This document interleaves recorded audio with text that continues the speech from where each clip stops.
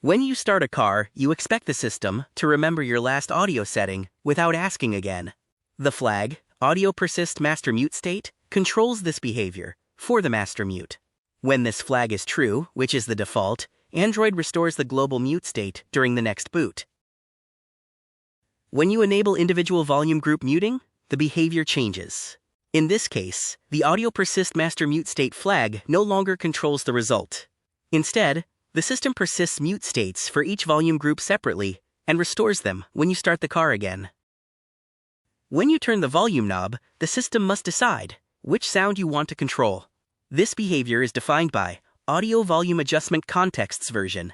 Version 1 uses a full list, including navigation, calls, safety, alarms, and system sounds. Version 2 uses a simplified list, focusing on calls, music, announcements, and voice commands.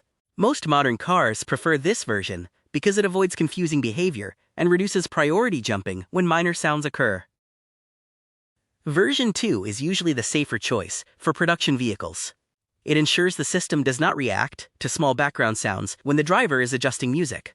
This creates predictable behavior and simplifies volume key management.